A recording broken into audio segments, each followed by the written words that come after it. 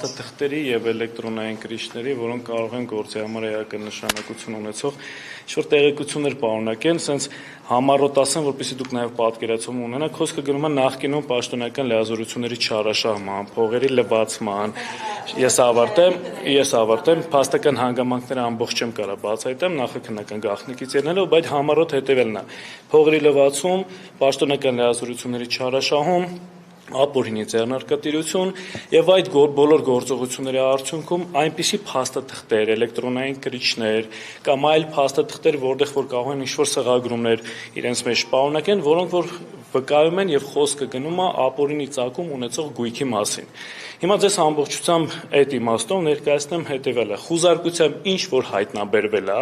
նախ ապօրինի ծագում ունեցող որևէ հատկանիշ չի պարունակում, հիմնականում հուշանվեր կամ ինչ որ այնպիսի առարկաներ, որոնք որ որևէ աղերս չեն կարող ունենալ գործի փաստական հանգամանքների հետ։ Սակայն միգուցե հարցը առաջանա, ինչ են այդ դեպքում այդ առարկաները վերցվել։ Պատասխանը շատ ընդհանրական է այդ մասով, որը որ տալիս է վարույթ իրականացնող մարմինը, դե քննություն կատարենք, բարձենք սա ինչի հետ է կապված։ Ավելին ասեմ, նույնիսկ առերևույթության մակարդակում երևում է այս առարկան, դրա պատկանելիությունը եւ այլն, այսինքն նույնիսկ քննություն կատարելու, որպես այդպիսի կանհրաժեշտություն չկա, որպեսզի հասկանան այս առարկան ինչ որ աղերս կարա ունենա այն հանգամանքների հետ, որ ես քիչ առաջ նշեցի։ Պարոն Ալեքսանյան, բայց ձերբակալված անձի մասին է նշվում, տեղյակ եք ովքեր են, բացի երկրորդ նախագահը եւ ավագ որդին։ Չէ, անկեղծ ասած մենք խուզարկության ենք մասնակցում, ինչ որ տեղյակ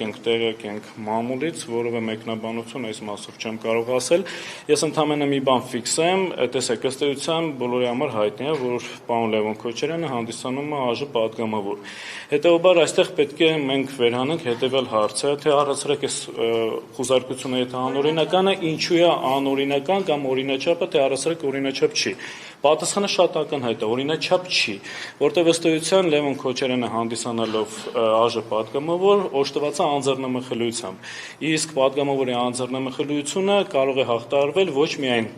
անազատության հետ չկապված կամ կապված որևէ գործողության կատարման, այլ նաև փաստացի քրեական հետապնդման իրականացման առումով։ Հիմա տեսեք, դե յուրը Լևոն Քոչարյանը չունի որևէ կարգավիճակ, բայց դե ֆակտո ունի կարգավիճակ, ունի մեղադրյալի դե ֆակտո կարգավիճակ, որտեղ ըստ էության խուզարկության կատարումը ենթադրում է որոնողական գործողությունների կատարում, ինչը ենթադրում է դրանց արդյունքում հանցագործության հատկանիշների հայտնաբերման վերաբերյալ։ Այսինքն ըստ էության այս խուզարկությամբ փորձում էին հասկանալ Լևոն Քոչարյանը ապօրինի ծագում ունեցող ինչ-որ գույք, դրամական միջոցներ կամ այլ միավորներ բնակարանում պահում է թե ոչ։ Այսինքն մերկացնող հանցանքի կատարման մեջ մերկացնող ըստ էության գործողություններ են կատարվել։ Իսկ եթե կա գործողություններ, որոնք որ մերկացնում են անձի այս կամ այն հանցանքի կատարման մեջ, այսինքն վերջինիս արդեն իսկ փաստացի կասկածում են եւ մեղադրում են ինչ-որ արարքի կատարման մասով։ Սա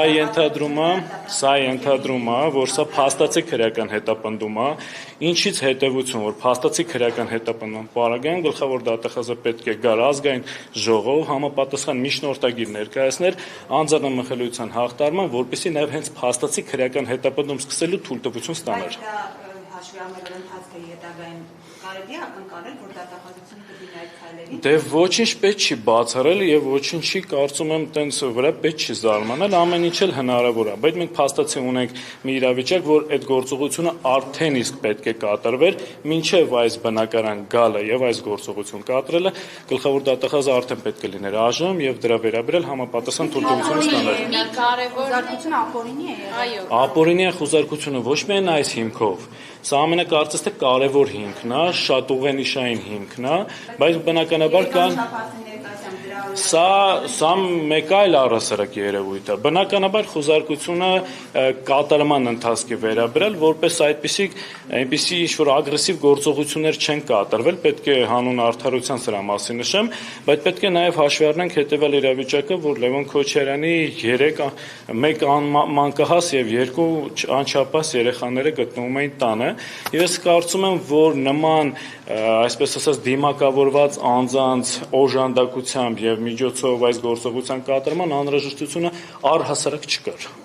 Տիկեսովան դուք սկզբում եք։ Այո։